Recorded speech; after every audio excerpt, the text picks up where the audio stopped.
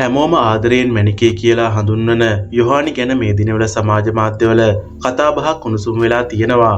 ඒකට හේතුව වෙලා තියෙන්නේ ඇය විසින් සිය නිල Facebook පිටුවට එක් කර තිබූ සරලත් හෘදයාංගමත් සටහනක්. යොහානි පවසන්නේ Tamanට හදිසියෙම කුඩා ශල්‍ය කර්මයකට මුහුණ දීමට සිදු වූ බවයි. එම සැත්කමෙන් පසුව ඇගේ මුවේ මැවුම් කිහිපයක් යොදා ඇති බවත් ඒ නිසා කෙනෙකුට දැක කලබල විය හැකි බවත් ඇය සඳහන් කර තිබුණා. පුංචි සැත්කමක් කළා මගේ කටේ මැහුම් තියනවා දැක්කොත් බය වෙන්න එපා. මට සූදුක් විමසලා පණිවිඩ එවපු හැමෝටම ගොඩක් ස්තුතියි. මම දැන් ගොඩක් සුවෙන් ඉන්නවා යනුවෙන් ඇය සිය සටහනේ සඳහන් කර තිබුණා. මෙම සටහන පළවීමත් සමගම ලෝපුරා විසිරී සිටින ඇගේ රසිකයින් දහස් ගණනක් ඇයට ඉක්මන් සුවය පතා ප්‍රාර්ථනා එක් කර තිබුණා.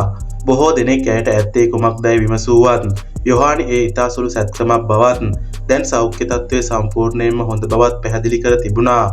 අදහස් ආශිර්වාද සහ ආදරය නිසා තවත් ශක්තියක් ලබන කලාකාරිනියක් ලෙස යොහානි නැවතත් Tamanගේ රසික හදවත් ස්පර්ශ කරලා තියෙනවා කියලා කියන්න පුළුවන්. අපිත් යොහානිට ඉක්මන් සුවය ප්‍රාර්ථනා කරමු. මෙවැනි තොරතුරු දිනපතා දැනගන්න අපිව සබ්ස්ක්‍රයිබ් කරන්න.